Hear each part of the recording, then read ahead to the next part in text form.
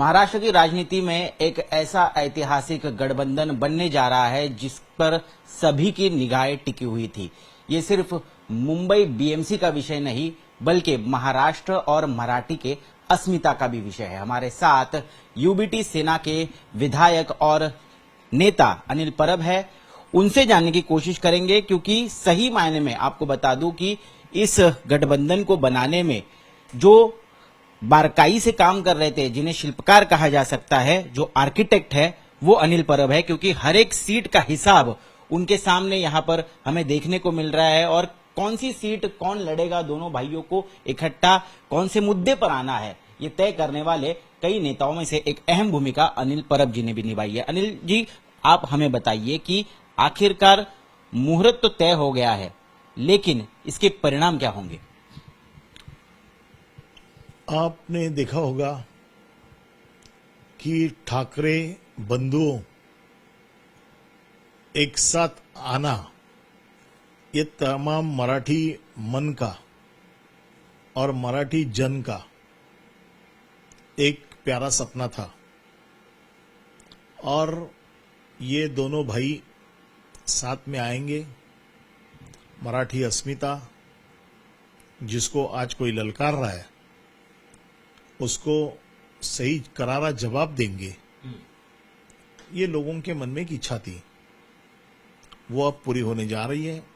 ऐसे तो दोनों भाई कुछ इशू के ऊपर पहले से साथ में आए थे, लेकिन ये आने वाली कॉरपोरेशन, ये दोनों भाई साथ में लड़ने की ये पहली इलेक्शन है।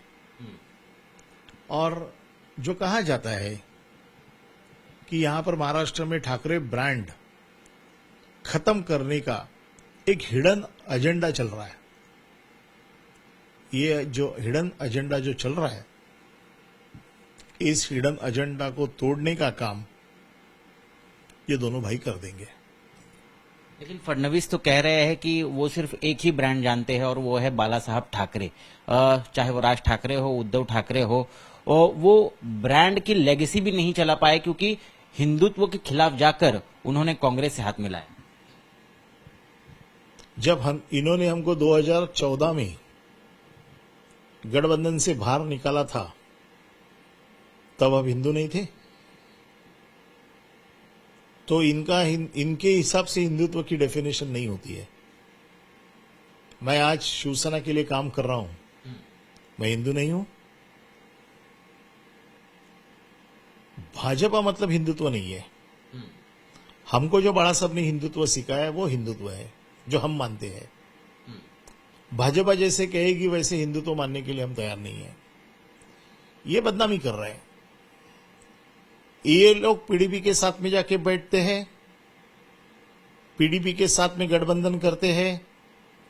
महबूबा मुफ्ती जिन्होंने अतिरेकियों का संबंध लगाया था, समर्थन किया था, उनके साथ में इनकी युति होती है, तो उन्होंने हिंदुत्व नहीं छोड़ा। शिवसेना कांग्रेस के साथ में चली गई तो शिवसेना ने हिंदुत्व छोड़ा। जब से हमने कांग्रेस के साथ में गए, कौन सी ऐसी हमारी घोषणा है कि जहां पर हमने हिंदुत्व छोड़ा है? हम आज भी ठोक के कहते हैं कि हम हिंदू हैं। हम हिंदू है, इसका मतलब दूसरे धर्म का द्वेष नहीं करते। हमारा हिंदुत्व दूसरे धर्म का द्वेष करने का नहीं सिखाता है। हमारा हिंदुत्व यही सिखाता है कि हर एक को अपना अपना धर्म प्यारा है, देश पहला, धर्म बाद में, और वो मानने वाले लोग हैं। हम बाला साहब के लोग हैं और बाला साहब ने जो हमको हिंदुत्व सिखाया वही हम मानते हैं।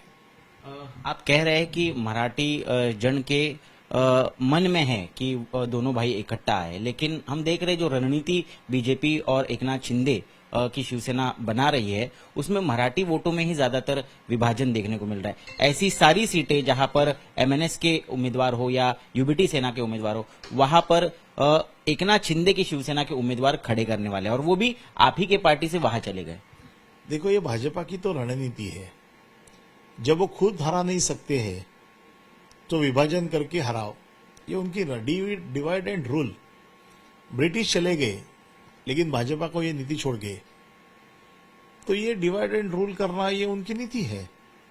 अब जो लोग हमसे निकल गए उन्होंने ये समझना चाहिए था, लेकिन वो भी उनके हाथ के खिलौने हो गए।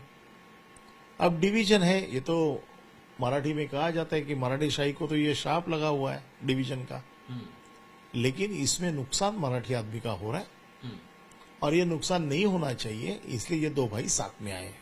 मुस्लिम वोटों पर पूरी दारोमदार है यूबीटी सेना की, ऐसा भी कहा जा रहा है। और इसीलिए मुंबई बीजेपी के अध्यक्ष ने जैसे ही घोषणा हुई वैसे उनकी प्रतिक्रिया आई है कि मामू कॉम्बिनेशन की गैंग को लेकर अगर आप मैदान में उतरेंगे तो उससे हमें कोई फर्क नहीं पड़ने वाला, यानी महायुति को कोई फर्क नहीं पड़ने वाला। ये जो उनके अध्यक्ष है ना, इनके मैं 100 फोटो बताऊंगा, ये कैसे अजान पढ़ रहे हैं, इन्होंने कैसे टोपियां डाली है, ये मस्जिद में जाके कैसे ओटों की भीख मांग रहे हैं, इसके मैं एक एग्जीबिशन लगा सकता हूं उनके। इनको तो बोलने का कोई हक नहीं है। ये जो परसों के दिन जो होटल में कुछ दंगे हो गए, वो इनके साथ में रहने वाले मुस्लिम कार्यकर्ता है ना, जो ऑलरेडी यहां से तड़ीपार हो चुके हैं, ऐसे लोग उसमें थे। तो इन्होंने नहीं कहना चाहिए ये सब, क्योंकि इनको जब जरूरत पड़ती है तो ये चुप चुप के जाके मस्जिदों में क्या करते हैं, इसके भी पूरे रिकॉर्ड्स और पूरे पुरावे हमारे पास में है। ये जानना चाहेंगे कि क्योंकि अब दोनों भाई इकट्ठा आने वाले हैं तो एक बहुत ही हाई प्रोफाइल ड्रामा देखने को मिलेगा महाराष्ट्र को और देश को। किस तरह से पूरा आयोजन होगा, कहां पर होगा, क्या प्रेस कॉन्फ्रेंस होगी, कोई रैली होगी, दोनों भाई इकट्ठा कितनी रैलियां करेंगे प्रचार के लिए? मुझे ऐसे लगता है कि संजय राउत साहब ने आज ये ऐलान किया है कि कल इसकी घोषणा होगी। जगह तय होनी है, वो तय होते ही आपको पता चलेगा। एक जगह तय होगी और दोनों भाई उसमें ऐलान करेंगे। आज जिसको फिनिशिंग टच देना है वो फिनिशिंग टच हम दे रहे हैं, लेकिन कल इसकी घोषणा होगी। क्या लगता है आपको कितनी 227 सीटों में से आपके पाले में कितनी आएंगी, एमएनएस के पाले में कितनी आएंगी, उसके ऊपर कुछ विस्तार से बता सकते हैं आप? नहीं, इसके बारे में तो अभी मैं कुछ नहीं बताऊंगा, क्योंकि अभी तक कुछ काम उसमें मतलब कोई डिस्प्यूट का काम नहीं है, लेकिन जिसको फाइनल टच देना है वो काम अभी भी बाकी है। कल के प्रेस कॉन्फ्रेंस में आपको शायद ये पता चलेगा। वहां बीजेपी और एकनाथ शिंदे की सेना भी सीट बंटवारे को लेकर चर्चाएं कर रही है, लेकिन उनको कितनी जगह मिलेगी और क्या उस पर आपकी रणनीति तय होगी? क्योंकि देखा जा रहा है नगर परिषद नगर पंचायत के चुनाव नतीजों के बाद फिर एक बार बीजेपी बहुत कॉन्फिडेंस में दिख रही है बड़ी भाई की भूमिका में। देखो, बीजेपी, आप तो जानते हो मैंने बीजेपी के साथ में बहुत सालों काम किया हुआ है। मतलब जिसका हाथ पकड़ते उसको कैसे खत्म कर देते इसका मैं उदाहरण देख चुका हूं। अब हमारे लोग ही हमारे सामने लड़ाएंगे और खुद के बड़े भाई के होने का दावा करेंगे। मतलब वो तो डायरेक्ट हमसे नहीं लड़ पाए, इसलिए हमने डिवीजन कर दी।